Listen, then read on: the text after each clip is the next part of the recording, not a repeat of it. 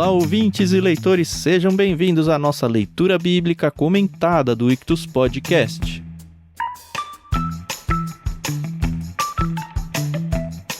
Eu sou o Thiago André Monteiro, @vulgutan, estou aqui com a Carol Simão e o Thiago Moreira. Hoje a Carol com um microfone novo, no próximo episódio, se Deus quiser, os 3 com um microfone novo, hein? Tudo bem? Oi, pessoal, tudo bem? Pois é, aqui a gente tá tentando ficar profissional, né? Olá, pessoal, muito bom. Gênesis 44 hoje, teste final aqui.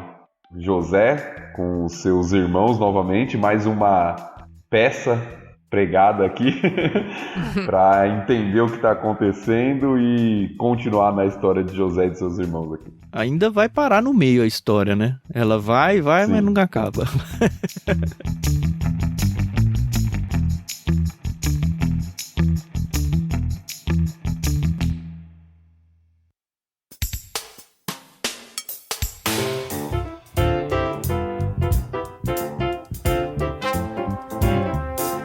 O texto da NVT, que a gente agradece a Mundo Cristão por emprestar pra gente aqui, ele faz a quebra desse capítulo 44 em 2 partes. Como a Carol, se eu não me engano, não fez leitura no último episódio, ela que vai ler essa primeira parte e eu vou ler a segunda. A gente vai fazer a pausa entre o 17 e o 18. Vamos lá, então? Vamos lá.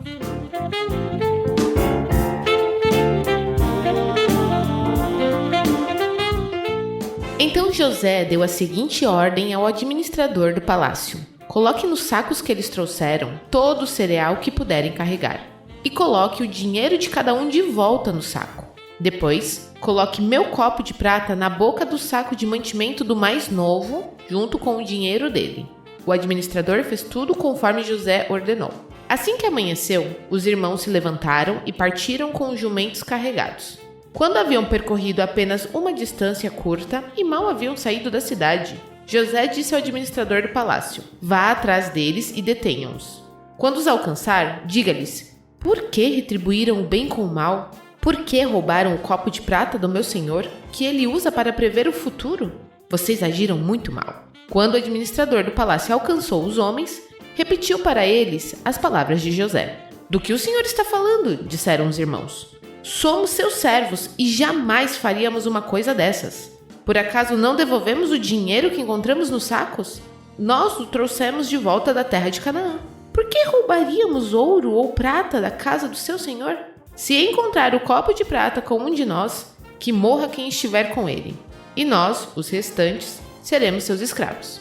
Sua proposta é justa, respondeu ele. Mas apenas aquele que roubou o copo de prata se tornará meu escravo.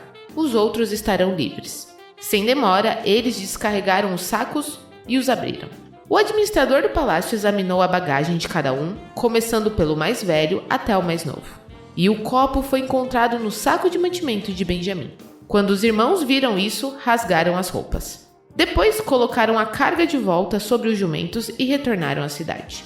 José ainda estava em seu palácio quando Judá e seus irmãos chegaram, e eles se curvaram até o chão diante dele. O que vocês fizeram? Exigiu ele. Não sabem que um homem como eu é capaz de prever o que vai acontecer? Judá respondeu: meu senhor, o que podemos dizer? Que explicação podemos dar? Como podemos provar nossa inocência? Deus está nos castigando por causa de nossa maldade. Todos nós voltamos para ser seus escravos. Todos nós. E não apenas nosso irmão com quem foi encontrado o copo de prata. José, no entanto, disse: eu jamais faria uma coisa dessas. Apenas o homem que roubou o copo será meu escravo. Os outros podem voltar em paz para a casa de seu pai.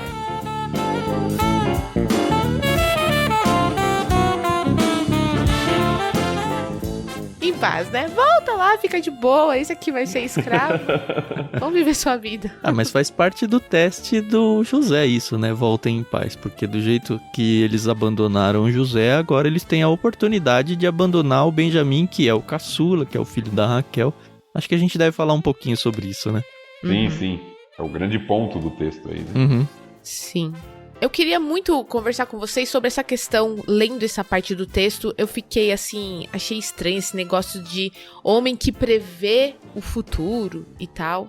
E aí, no estudo que eu fiz, eu descobri que é uma prática chamada hidromancia, que era uma prática que acontecia lá no Antigo Oriente Próximo, onde uma pessoa usava um recipiente contendo água para fazer previsões e adivinhações. E aí eu percebi que eu sempre achei que era um copo, uma taça que ele bebia vinho, água, enfim. Só pra beber. Eu pensei que, tá ali da minha coleção, pega e bota ali. Mas não, né, era um artefato, assim, realmente importante, né. Não que o José fizesse o uso, né, mas era algo comum pros egípcios. De fato, eu descobri esse nome estudando para esse texto agora, eu já sacava que tinha alguma coisa, até ele dar uma pista, né? Ele fala, você não sabe que eu sou capaz de adivinhar e tal. A Bíblia de Estudo da NVT, ela apresenta 2 práticas, né? A hidromancia, que é com água no óleo, e a enomancia, que derramava vinho em outros líquidos. Eu acho que não deve ser muito diferente do que as pessoas de hoje fazem em ler mancha de café, borra de café, essas coisas assim. Enfim, coisas erradas já faz tempo que existe, né? A ideia é justamente essa mesmo, né? Você derramar um líquido no outro que não seja homogêneo, evidentemente, e que aí cause ali alguma distorção, e o formato que surge ali levava a uma interpretação. Então isso era comum não só no Egito, mas como a Carol disse aí na pesquisa dela, no Oriente Antigo ali, naquela região. Então era uma prática comum que pessoas de autoridade faziam, que era o cargo de José aqui, no caso. Não quer dizer que José fazia uso disso, mas pelo menos era comum e não seria estranho tanto para os egípcios quanto para as pessoas que estavam acostumadas com povos que tinham essa prática. Então, para os irmãos de José não seria estranho que um governador do Egito tivesse essa, entre aspas, capacidade de prever o futuro por meio desses métodos aí. E é interessante não só a taça, mas o dinheiro que eles devolvem, né? Eles tentaram trazer de volta o dinheiro da primeira compra, e agora na segunda compra José de novo fala, coloca o dinheiro lá de volta. E eu acho que, como já estava montada a arapuca, né, para eles serem pegos, dessa vez não era só para deixar o dinheiro ali, era para intensificar ainda mais a questão do roubo, eu acho. É interessante que o texto mostra que os sacos, né, com cereais que José manda o administrador lá colocar vai cheio, né, o quanto eles poderiam carregar, vai o dinheiro, e aí tem a questão do copo, né, de prata aí que nós falamos, que vai na sacola lá no saco de Benjamim. Propositadamente aqui é uma figura central da história, né? Benjamim era aquele que não estava na primeira vez, que José, que os irmãos não sabiam que era José, né? Exigiu a presença dele, e que agora ele é o alvo, né, do teste que José está colocando. O alvo não, né? O alvo são os irmãos, o que os irmãos vão fazer com ele, né? Mas ele é a figura central do teste ali, porque a taça de prata é colocada justamente na sacola ali de Benjamim. E que situação, né? Porque eles afirmam, né? Não tá com a gente. E se você achar, pode levar. Lembra de alguma história assim, Carol? De Jacó, né? Lá com Raquel e os ídolos do Labão. Os ídolos do lar, igualzinho, né? E família pra postar com a vida dos outros, né? O que acontece é que Raquel estava ciente do que ela tinha feito e ela usa uma mentira, né? Que faz Labão não revistar ali onde ela tá. Mas Benjamim não tá sabendo de nada, né, coitado? Ele é o mais inocente da história aqui. Né? Mas o que o Tan falou é interessante, porque isso é comum nos registros, não só das escrituras. O fato de você sustentar a palavra com a própria vida. É o brasileiro, eu juro pela alma da minha mãe, pela vida da minha mãe. É isso aí, né? Só que a gente faz mais ou menos, né? O deles era quase um pacto, sim, assim, sim. Né? Um compromisso assumido mesmo, não eu não conheço ninguém que matou a mãe, né? Não por causa disso. Pois é. E assim, eu sempre achei muito engraçado, eu entendo a seriedade que é, mas meus olhos ocidentais acham engraçado esse negócio de rasgar as roupas e ficar chorando, né? Porque... Nossa, tá estragando uma roupa e antigamente eu sei que... É o pensamento da Carol, menina, né? O guarda-roupa não era vasto como é hoje em dia, né? Mas eu entendo realmente a seriedade que é esse negócio de você, né? Tá ali se prostrando, né? Eu lendo a Bíblia há tantos e tantos anos, eu acho que talvez eu capte... Acho que talvez é muito pouco, né? Mas, enfim... Eu gosto muito dessa expressão, rasgar as vestes, assim. Hoje, na minha cabeça, ele traz um negócio muito intenso. Eu acho que pela repetição de leitura e pelas tantas e tantas vezes que aparece, não é um negócio leviano, assim, um negócio, tô triste e rasgo a roupa, sabe? É um negócio que, puxa vida, agora ferrou. Se tornou, posteriormente, aqui já era um símbolo, a gente já vê, mas para a nação de Israel, tornou um sinal de tragédia nacional, de quebrantamento profundo.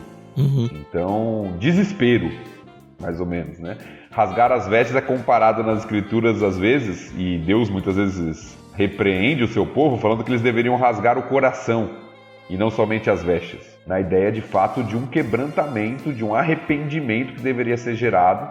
E geralmente esse símbolo, vamos colocar aqui, de rasgar as vestes, e que envolve às vezes pano de saco, cinzas e uma série de coisas, envolvia realmente uma tragédia até nacional às vezes.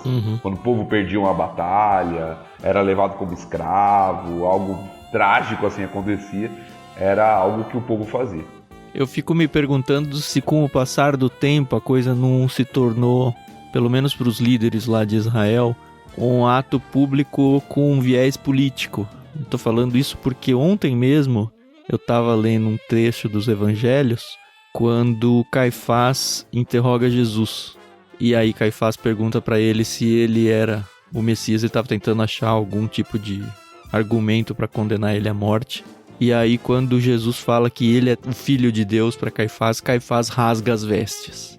E aí ele tá num contexto público e tal, mas me soa estranho ali, porque a gente sabe que, enfim, o Caifás estava tentando armar uma arapuca para Jesus, e eu acho que foi muito mais um ato público para chocar as pessoas que estão em volta do que qualquer luto ou qualquer coisa muito grave que de fato ele sentiu, não sei. Eu acho que tem envolvido isso, né?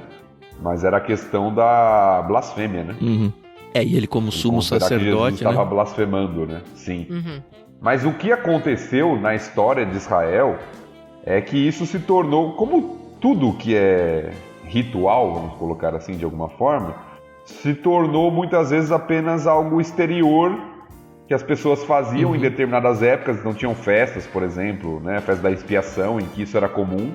E se perdia o significado, a pessoa fazia mesmo não estando quebrantada. E aí muitas vezes vem a ordem de Deus e a reprimenda, né, do Senhor, falando, olha, não adianta vocês rasgarem suas vestes, não adianta vocês cantarem, trazerem ofertas se o coração de vocês não está aqui.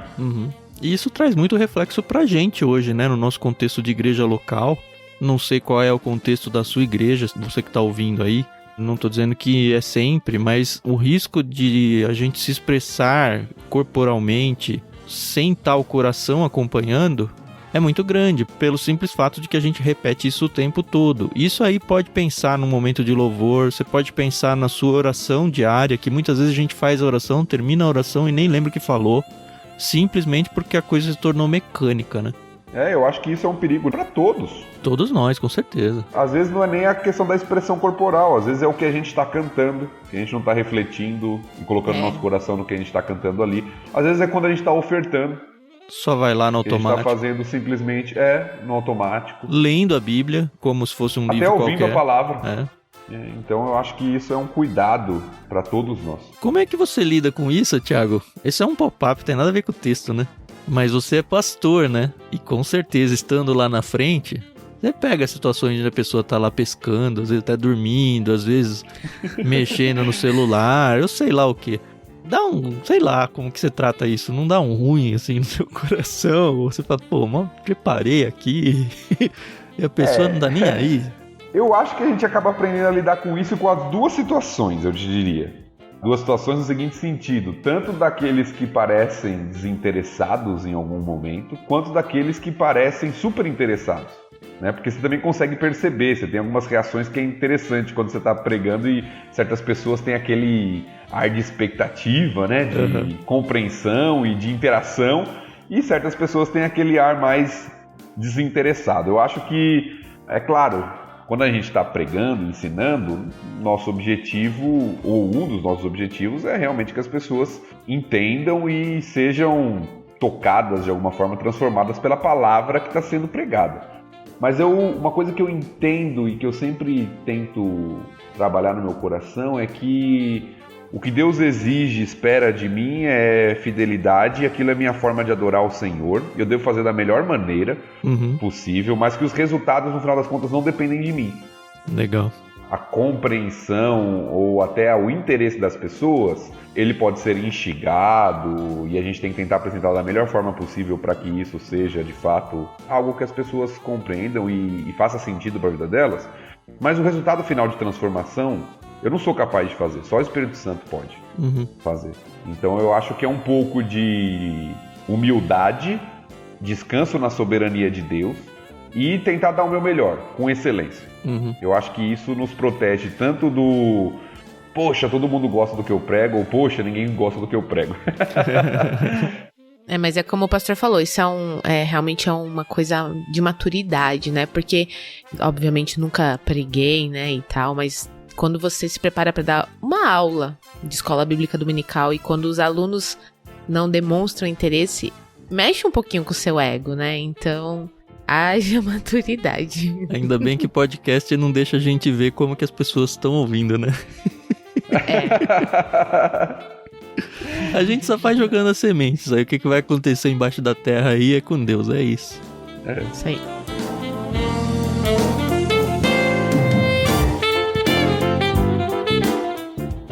Eu fiquei pensando no Simeão, cara. Coitado, ele ficou lá preso sei lá quanto tempo. Finalmente, hein? Voltaram até que enfim, acabou a comida, né? Sei. Ah, tá bom. Aí ele tem um almoço, aí ele sai, ferrou, vou voltar, né? E é bem rápido, o texto narra que eles mal tinham saído da cidade, né? O José já tinha mandado o administrador lá para ir atrás dos irmãos. Não deu nem tempo dessa vez deles abrirem os sacos e verem que tinha o dinheiro lá, como foi da outra vez. Mal saíram da cidade, o administrador já foi atrás deles. E aí o que me chama a atenção no texto aqui é o que José manda o administrador falar para eles. Isso está lá no versículo 4, que foi lido aí pela Carol, mas o texto fala assim: quando haviam percorrido apenas uma distância curta e mal haviam saído da cidade, José disse ao administrador do palácio: vá atrás deles e detenha-os. Quando os alcançar, diga-lhes: por que retribuíram o bem com o mal? Isso é muito importante. Eu fiquei tentando achar porquê da importância, porque a frase é muito boa, mas não consegui sacar nada, mano. Então, por enquanto ainda não. Mas nós vamos ver no decorrer da história que Deus é apresentado, na história de José, como aquele que retribui o mal com o bem. E José, de alguma forma, faz isso também com os irmãos. Retribui o mal com o bem. Então, essa expressão é muito importante na história de José, porque contrasta o que os irmãos fizeram, e aqui, evidentemente, eles não fizeram, mas José está lançando isso como um teste na conta deles, mas eles já tinham feito com José, já tinham feito mal com José, com aquilo que José faz com os irmãos e que Deus faz em toda a história, transformando o mal em bem. Então isso é muito presente na história de José e essa expressão surge aqui, só que de maneira inversa. Vocês retribuíram o bem com o mal, ou seja, eu tratei vocês bem, eu acolhi vocês, eu almocei com vocês, dei um tratamento de honra a vocês, eu devolvi o dinheiro de vocês. Enchi os sacos o máximo que vocês conseguiam carregar, que a gente tem que pensar que eles estão em época de fome, não é pra esbanjar a coisa, né? Exatamente. Então tratei vocês com generosidade, com fartura, e vocês vêm até a mim e roubam de mim? Vocês não saberiam que eu sou capaz de adivinhar, ele usa aí, vocês agiram muito mal, é como ele termina na tradução da NVT. Ou seja, toda essa história gira em torno da má atitude dos irmãos de José e do que vai acontecer por causa disso, né? E a punição proposta pelos próprios irmãos, pelo que eu dei uma pesquisada aqui, ela foi agressiva demais, né? Tanto que o próprio administrador fala, não, só vou punir quem tiver roubado, não vou punir todo mundo. Óbvio que a gente sabe que ele estava em conluio lá com o José e ele não ia deixar todo mundo fazer isso. Mas a certeza deles é tão grande, essa impressão que me passa, né? É tão grande que não, você tá louco, não tem chance nenhuma disso ter acontecido. Tá aqui, ó, a vida de todos nós aqui, um pra morrer e outros pra se tornarem escravos, tá na sua mão, porque é certeza que não tem nada. E aí a dramaticidade do texto da ordem dos irmãos, é muito legal, né? Eles tinham essa convicção, né? Eles falam, nós somos seus servos, jamais faremos uma coisa dessa. E aí eles jogam pro extremo, né? Que morra, se achar com alguém aqui, todos nós seremos escravos se isso acontecer. Ou seja, é uma fala que quer demonstrar o seguinte, não tá com a gente, isso é loucura. Né? Procura lá, outra pessoa roubou, alguém perdeu, porque com a gente não tá. Eles tinham essa convicção. E a ciência, né, de que tudo que eles estavam passando era castigo de Deus, né? Eles falam aqui, né, Deus está nos castigando por tudo que nós fizemos, né? Então, eles sabem, né? Eles sabem como eles são bonzinhos, né? Como eles buscam a Deus de todo o coração. O que me passa aqui é que ao longo da história, eles ainda ficam tentando esconder o que eles fizeram para José. Entre eles, não. Mas eles não verbalizam isso, eles não contam de fato o que fizeram para José para ninguém. E na cabeça deles poxa, Deus está cobrando isso, não só as consequências, mas que a gente reconheça que fez isso. Até porque nessa passagem tem alguém entre eles que não sabe também o que aconteceu com José. O Benjamim, né? Benjamim, a gente sempre lembra que Jacó foi enganado, mas Benjamim também não sabe, certamente não sabe. Os irmãos não contaram pra ele o que fizeram com o irmão dele. Benjamim acha que o irmão tá morto. Benjamim acha que José morreu. E encontrando a taça, eu acredito que a reação natural dos irmãos, pelo menos com o coração que eles tinham, era, pô, Benjamim, do mesmo jeito que eles não gostavam do José, né? A gente colocou nossa vida aqui em risco e você me dá uma dessa, meu? Não sei se eles pensaram que foi uma armação. Eles jogam pra Deus, pô, Deus tá castigando a gente. Mas é interessante ver que em nenhum momento tem, de fato, um resquício de culpa pra Benjamim. Eles falaram, pô, Benjamim, você sacaneou a gente aqui. Não, eles jogam isso pra Deus mesmo, ó. Não foi Benjamim, apesar de estar no saco dele. É legal a expressão, não só a expressão, né, mas esse trecho todo onde eles falam. Quando eles tentam se justificar, o texto é meio que eles falando, eles não têm o que falar. O que a gente vai dizer, né? Não tenho, todos os argumentos aqui estão contra nós, a gente sabe que não foi a gente, mas não tenho como te explicar isso, sabe? Tá aqui. E aí? E é interessante duas questões aqui no texto. A primeira é que o administrador, mesmo sabendo com quem estava o copo de prata, ele dá, como o Tan falou, a dramaticidade do texto aqui. Provavelmente José tinha orientado ele a fazer isso, né? Ele começa dos mais velhos. Então vai abrindo o saco de um, vai abrindo o saco de outra. É como que os irmãos tivessem assim, tá vendo? Não tá com a gente. Já estavam a ponto de falar. Gente, tá vendo? Não tá com a gente. Aí chega no último, né? Que ninguém imaginava. E aí tava lá.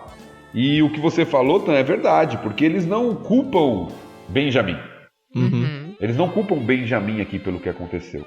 A culpa tá neles. Eles sentem culpa. Deus está nos punindo pelo que a gente fez. Talvez eles não sejam explícitos, porque como a gente disse, Benjamim não sabia o que aconteceu, mas eles sabem o porquê Deus está punindo em toda aquela circunstância. E aí Judá, personagem muito importante dessa história, toma a frente de tudo. A gente já falou um pouquinho sobre isso no capítulo anterior. Rubem, Simeão, Levi, que seriam os 3 filhos mais velhos, eles de alguma forma perderam ali a liderança, talvez por causa dos seus pecados, ali, dos seus erros, da falta de prestígio diante do pai de Jacó. E agora Judá assume a liderança de todo o processo. Mas é uma redenção pra ele aí, né? Na verdade é o texto que a gente ainda vai ler, né? Mas ele não foi um santinho até agora, né? Teve o caso da nora dele lá, enfim. Eu acho que é uma redenção e mais do que isso, a gente ainda vai falar. Talvez seja aquela questão de tipo e antitipo lá, é uma prévia do que viria com Cristo, mas vou guardar pra segunda parte. Sim. E é interessante, porque ele fala assim, o que o administrador tinha proposto é, olha, quem roubou, com quem eu achar o copo de prata vai ser meu escravo. Judá fala assim, não, todos nós seremos escravos, vamos voltar todo mundo. E aí Simeão deve ter ficado triste, como o Tan falou, né? Acabei de sair da prisão, agora eu vejo vocês, eu volto e nem que seja sozinho. Coitado. E aí José dá a deixa, para terminar essa parte aqui, a gente avançar, ele dá a deixa para os irmãos abandonarem Benjamim. É o teste. Fala, eu jamais faria uma coisa dessas. Apenas o homem que roubou o copo será meu escravo. Os outros podem voltar em paz para a casa de seu pai. Ou seja, José fala assim, tá aqui, vocês não vão ser culpados, foi ele que roubou, podem voltar para a casa do pai de vocês. Ou seja, vocês vão tratar Benjamim, vão abandonar a Benjamim da mesma forma que me abandonaram? Esse é o teste. Uhum. Eu acho que aqui teve 2 deixas para eles deixarem o Benjamim, porque quando eles estão lá com o administrador ainda, que não está junto com José, né? Eu acho que já, pelo menos pra mim, parece que já deu a deixa de que, olha, eu vou pegar o Benjamim, podem seguir viagem aí. E aí eles já voltam todos, e aí tem essa segunda conversa aí com o José, onde eles falam, não vai rolar, não. A gente não vai largar ele aqui. E a sugestão de José, né? José faz essa sugestão. Ele fica aqui, vai ser meu escravo, vocês podem voltar.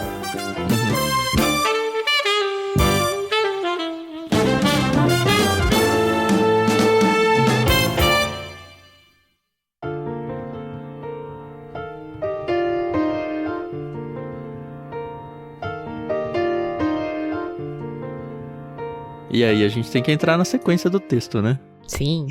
Então vamos. Eu vou continuar a leitura do 18 até o final.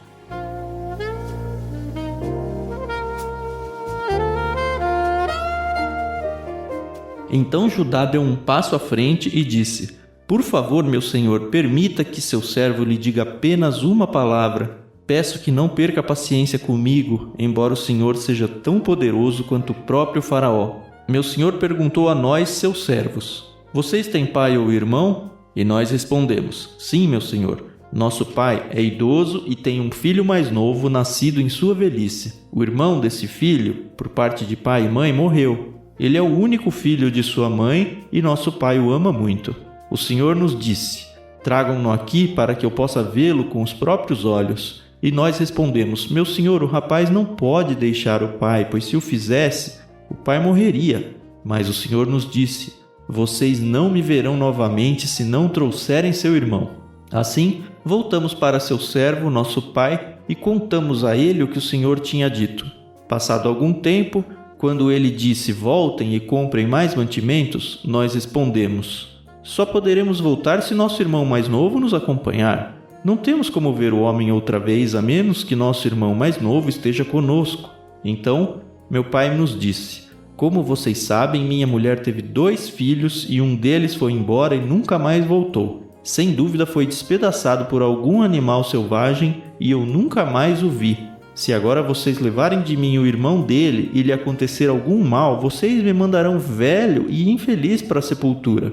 E agora, meu senhor, não posso voltar para a casa de meu pai sem o rapaz. A vida de nosso pai está ligada à vida do rapaz. Quando ele vir que o rapaz não está conosco, morrerá. Nós, seus servos, seremos de fato responsáveis por mandar para a sepultura seu servo, nosso pai, em profunda tristeza. Meu senhor garantia a meu pai que levaria o rapaz de volta. Disse-lhe: Se não o trouxer de volta, carregarei a culpa para sempre. Por isso peço ao senhor que me permita ficar aqui como escravo no lugar do rapaz e que o deixe voltar com os irmãos dele. Pois como poderei voltar a meu pai sem o rapaz? Não suportaria ver a angústia que isso lhe causaria.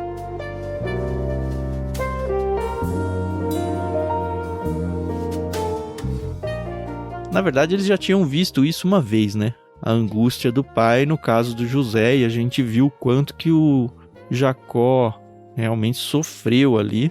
Agora, como a gente já mencionou, acho que 1 ou 2 episódios atrás, o Benjamim é o último que traz alguma memória de Raquel, que também já está morta. E eu acho interessante que eles não ficam tentando proteger, acho que por causa do Benjamim. Eles ficam tentando proteger por causa do pai. Uhum. Eu acho que talvez tenha alguma coisa do Benjamim, mas certamente o foco e a preocupação maior é Jacó aqui. Uhum. Né? E tudo aquilo que eles viram acontecer com Jacó por causa de José. Então eles viveram isso, eles experimentaram isso, eles viram o pai sofrendo com a morte, entre aspas, de José. E tudo que o pai fez, né, quando eles voltaram: não vão levar Benjamim. Esqueceu praticamente Simeão lá, só voltou porque senão ia morrer todo mundo de fome. Então toda a proteção que o pai deu para Benjamim, e agora voltar sem Benjamim, Como eles vão voltar para casa sem Benjamim? Não existe essa possibilidade na mente deles. A gente teve um episódio atrás que a gente falou, presta atenção que quando eles contam pro Jacó, mas como é que a gente ia adivinhar o que ele ia perguntar? E aí a gente falou, não, na verdade ele não perguntou, vocês que foram falando aí, lembra? Uhum. Vocês que se entregaram aí. Mas o discurso aqui diante do José, né, que eles não sabem quem é, mas é eles falando a mesma coisa. O Senhor perguntou pra gente se a gente tinha pai, se a gente tinha irmão. O que me fez pensar se de fato, apesar do texto bíblico não ter enfatizado essas palavras naquele texto lá, se de fato não fez parte da conversa inicial isso. Fiquei na dúvida. Sim. E não muda nada. Não, é bem mas... possível, porque nem sempre a narrativa dá todos os detalhes, às vezes ela resume. Sim. Né, o que de fato aconteceu. E aqui Judá conversando com o próprio José, ainda sem saber que é José, né? Mas conversando com o próprio José, fala isso e não há nenhuma correção da parte de José do discurso de Judá. Então é bem possível que na narrativa anterior havia um resumo. E voltando pro que a gente falou, também acho que foi no episódio anterior que eu dei o exemplo do Daniel que falando, mamãe, você é tão bonita e tal, pra bajular e continuar. Eles fazem a mesma coisa aqui, né? Embora o Senhor seja tão poderoso quanto o próprio faraó. Ok, eu preciso do seu favor agora, então vamos dar uma afagada antes. Né? Mas talvez, claro que há, né? Que o Senhor tenha paciência conosco e tudo, mas eles estão de alguma forma reconhecendo, talvez aumentando um pouquinho, porque o faraó era considerado um deus, né, no Egito, mas reconhecendo o poder de José. José é quem manda tudo ali. José não... Você vê que José faz toda a trama, José arma uma cilada com o administrador, José coloca aqueles homens para almoçar com ele, mesmo que em mesas separadas, e ninguém questiona José. José tem autoridade plena. A gente já viu ele se curvando, né? De novo, no verso 14, a gente acabou pulando, mas mais uma vez ele se curvando diante de José. Sim, verdade. Acho que é a terceira ou quarta vez que isso já acontece. E vai acontecer ainda mais. Mas é aquele sonho lá sendo repetitivamente cumprido. E José tem autoridade total, tem autonomia. Ele faz e ninguém questiona o que ele faz. Ele ganhou um prestígio, uma autoridade, um poder tamanho no Egito que ele monta a cilada, ele faz o que ele quer e ninguém questiona ele. É verdade. O que eu achei bonito dessa parte é realmente a atitude de Judá, né? Ele foi um dos irmãos que conspirou, né, contra José e vendeu ele, né, como escravo. E aí depois a gente vê, né, que ele tá disposto a trocar a vida dele, né? Então, isso é muito bonito, né? Um amor sacrificial, né? Muito. Queria trazer isso paralelo com Cristo, né? Cristo é descendente de Judá e é o que ele faz, né? É o sacrifício substitutivo, como você falou. Eu entrego a minha vida em prol de uma outra pessoa, para que a outra pessoa tenha vida. E aí tem todo o contexto de vida eterna, a coisa toda espiritual.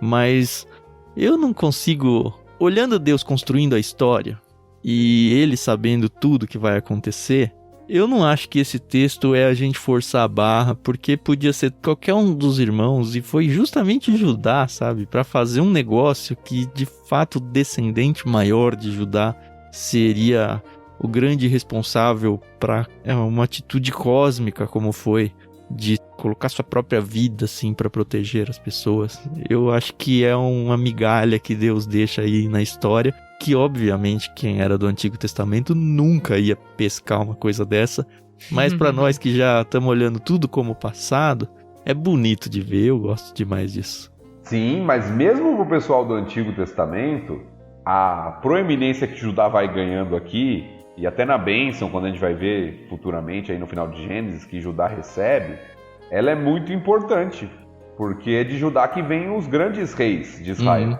Sim. É de Judá que vem Davi.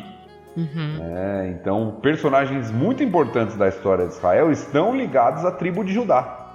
E até para o povo lá isso era muito importante. Mas, de fato, esse tipo, né, como alguns chamam aqui, de Judá entregando a própria vida em favor do irmão mais novo e também em favor do pai, de alguma forma, como a gente viu, remete muito para nós que já conhecemos a história como um todo, o que Cristo fez entregando sua vida em favor do homem, né, em favor da humanidade.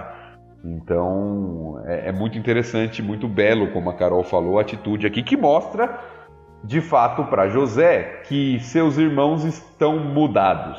Não sei se arrependidos plenamente é a melhor palavra, mas eles não vão fazer com Benjamim o que fizeram com ele. Eles já viram todas as consequências, eles entendem que Deus está inclusive os punindo pelo que eles fizeram, eles viram tudo que isso causou ao pai, e eles não vão fazer isso de novo. É isso que eu falar do pai. Por mais que ele tenha até percebido que não fizeram por Benjamim, estão fazendo pelo pai, no caso de José, todo mundo sabia que ele era o preferido do pai, então também poderia ter sido no caso de José por causa do pai. Por mais que eles não gostassem mesmo do José. E Sim. Não é mais, né? Mas eles viram, Judá ainda fala, né? A fala de Judá é interessante. O rapaz não pode deixar o pai, pois se o fizesse o pai morreria. Ou seja, eles já viram o desgosto profundo que aconteceu com Jacó. Jacó perdeu a mulher que amava, perdeu o seu filho primogênito, entre aspas, ou o filho primogênito da mulher que ele amava, de fato, que era José. Ele tem uma coisa que o segura na vida, o outro filho, Benjamim. E agora a possibilidade de perder o que resta. Basicamente é isso. A bola já estava cantada pelo Jacó, né? Vocês vão levar ele, vai acontecer alguma coisa, aí eu vou perder meu filho. Se acontecer alguma coisa, eu perdi os meus filhos e eu vou pra sepultura, o Sheol aí aparecendo de novo no capítulo anterior, né? Eu vou pra sepultura e paciência. Sim, acabou, minha vida acabou, basicamente é isso.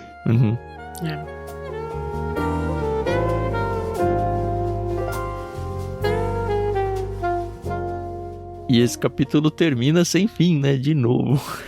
Nossa, imagina a tensão da situação, né? Já pensou quem tá acompanhando aqui o LBC e não conhece a história, Carol? Vai segurar pra ler o próximo capítulo até semana que vem? Né? Agora, uma coisa, só pra gente fechar, uma coisa que eu acho interessante do texto, tentar imaginar, é José ouvindo o relato dos irmãos que ele tinha morrido. Engraçado, né? É irônico.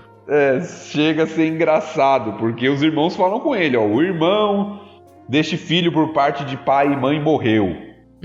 E José tá lá, impassível, né?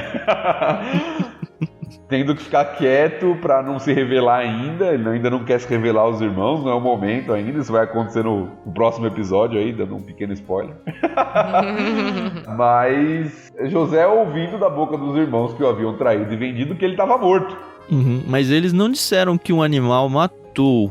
Eles disseram que o Jacó achava que um animal tinha matado. Sim, mas Judá antes já tinha dito que ele estava morto, lá no 20. Né? O irmão desse filho... O que eu tô tentando mostrar é que essa história do José, que nunca foi super resolvida aí, nada resolvida, aliás, né? Eles meio que estão trazendo o discurso para mais perto de que, olha... Não é que talvez ele tenha morrido, o discurso está começando a mudar. Não vai dar tempo de mudar tudo, que a gente já sabe que no próximo capítulo o José realmente vai se revelar. E aí não tem nem mais por que falar.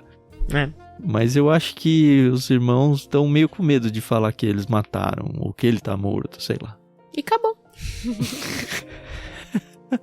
Sobe os créditos, Carol, é isso? Exato.